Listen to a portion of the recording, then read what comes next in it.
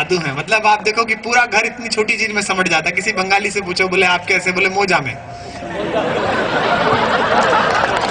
और बोले बच्चे, बोले वो भी मोजा में। पूरा घर मोजा में ही है।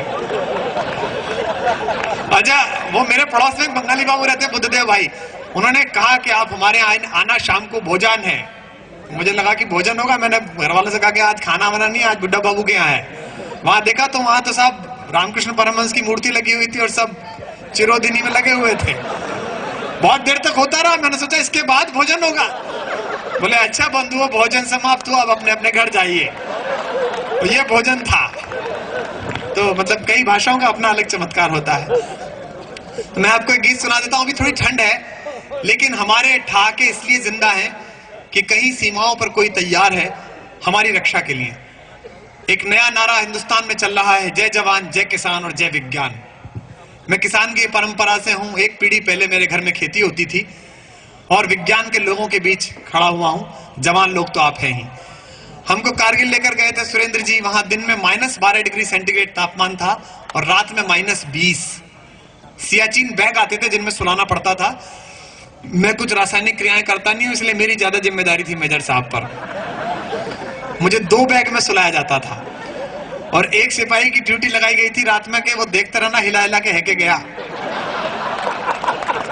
पता पड़ा इसके भी परमवीर चक्र दिलवाना पड़ जाए। इतनी ठंड थी। हम लोग वहां बौद्ध मठ देखने के लिए गए थे लहासा में। तो हमारी जो गाड़ी थी उसके जो ड्राइवर थे शौकत मियां, वो बड़े प्यारे आदमी थे। रास्ते में उन्होंने दोपहर में 12 बजे हमसे कहा कि मैं साहब थोड़ी देर के लिए गाड़ी रोक लूं। सुरेंद्र जी से पूछा, ये आगे बैठते थे, हम लोग पीछे बैठते थे। सेना वालों को लगता था कि इनके यहाँ भी कमांडर होता होगा कोई। उन्होंने हमसे पूछा कि आपका कमांडर कौन? मैंने कहा हमारे मेजर साहब ये, हम सब माइनर साहब, मेजर साहब ये, हम सब नैनो टेक्नोलॉजी, हम लोग चिप और सिम कार्ड, ये डायोड बड़े वाले। तो इनको आगे बिठाता था। वहीं से उसने कहा साहब मैं रोक लूं? उसने कहा रोक लीजिए। तो उसने रोका। मैंने सोचा कोई प्राकृतिक पीड़ा होगी इसे।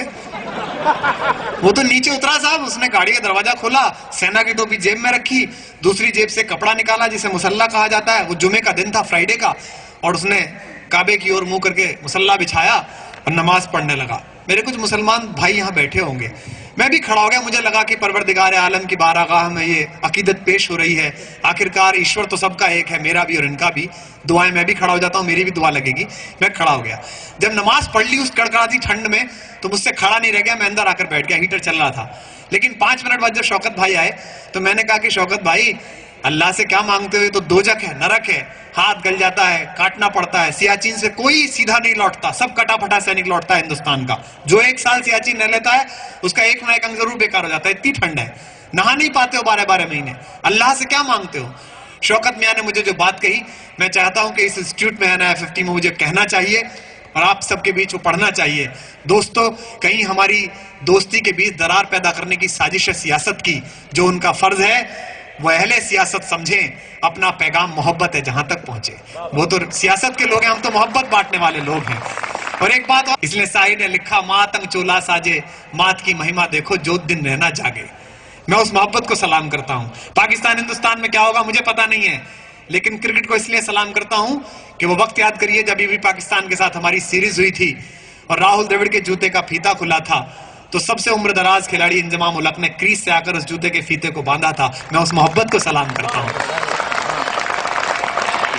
ये पश्चिम की साजिश है, क्योंकि एक बार सोच कर देखिए, अगर ये दोनों मुल्क भाई दोस्त एक हो जाएं, ये बीच की सीमा मिट जाए, चाहे हम नाम कुछ भी रख लें, और एक टीम ऐसी हो जिसमें शोएब और सचिन एक साथ खेलते हों, तो दुनिया के किस साइमंड्स की हिम्मत है जो हमारी टीम से तमगा छीन लेगा? ये हम जानते हैं।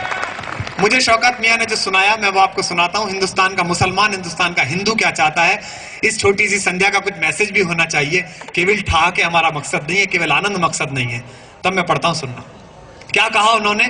ऐसी तालियां हो कि सियाचिन में जहां शौकत मियां खड़े हो, उन्हें थोड़ी सी गर्मी महसूस हो कि उनके नौजवान छोटे भाई उन्होंने याद किया कि शोहरत न अता करना मौला। अता करना माने देना। आपकी बात दाद चाहता हूं, आपकी दुआएं चाहता हूं। संत भाई सुनिएगा कि शोहरत न अता करना मौला, दौलत न अता करना मौला। ये भी नहीं चाहता, अगली पंक्ति जो इंकार करता है उस पर वहां उठे कि शोहरत न अता करना मौला, दौलत न अता करना मौला, बस इतना अता करना चाहे, जन्नत न अता करना मौला। हर मुसलमान चाहता है जन्नत, लेकिन क्या मांगता है शौकत? सुनना और एक साथ ताली देना। बस इतना अता करना चाहे, जन्नत न अता करना मौला। शम्मे वतन की लो पर जब, शम्मे वतन की लो पर जब कुर्बान पतंगा हो, शम्मे वतन की लो पर जब कुर्बान पतंगा हो, होठों पर गंगा हो, हाथों में तिरंगा हो, होठों पर गंगा हो, हाथों में तिरंगा हो।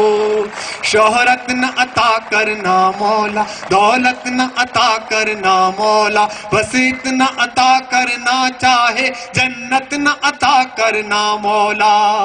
शम्मे वतन की लो पर जब, शम्मे वतन की लो पर जब कुर्बान पतंगा हो, हाथ उठाओ, होठों पर गंगा हो, हाथों में तिरंगा हो, होठों पर गंगा हो, हाथों में तिरंगा हो, हाथों में। और ये सरकारें सोचती हैं कि ये चला रही हैं। अगर प्रतिनिधि सुनते हो सरकार के, तो उन बेशर्मों से कहना चाहता हूं, इस मुल्क के सब्र का इम्तिहान मत लो। सीमाओं पर किसानों के बेटे मरते हैं।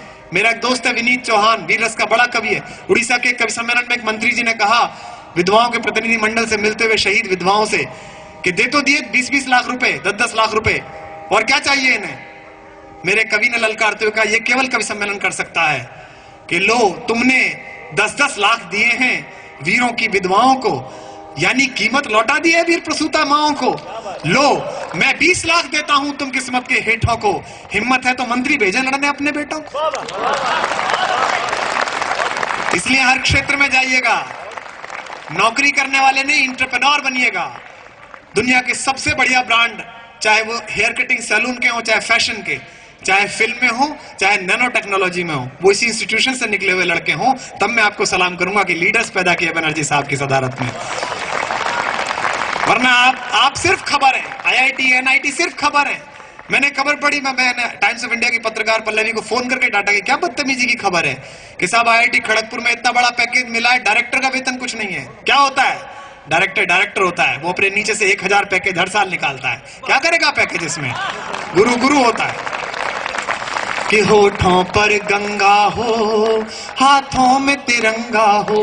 एक आधा बंदे इसका सुनाता हूं। बस एक सदा ही सुने सदा, जलते तपते सहराओं में, बस एक दुआ ही उठे सदा, बर्फीली मस्त हवाओं में। और तिरंगा वो नहीं है जो सानिया के विवाद के कारण है, तिरंगा वो है जो दिल पर लहराता है। तिरंगा याद करिए और पंक्तियां सुनिए। बस एक सदा ही सुने सदा, जलते तपते सहराओं में, जीते जी इसका मान रखे। फिर आपकी वाह उठे, जीते जी इसका मान रखे, मर कर मर्यादा याद रहे, हम रहे कभी ना रहे मगर इसकी सज धज आबाद रहे। गोधरा न हो गुजरात न हो, गोधरा न हो गुजरात न हो, इंसान न नंगा हो, होठों पर गंगा हो, हाथों में तिरंगा हो, हाथों में तिरंगा हो, हाथों में तिरंगा। बहुत बहुत धन्यवाद, बहुत बहुत शुक्रिया आपको।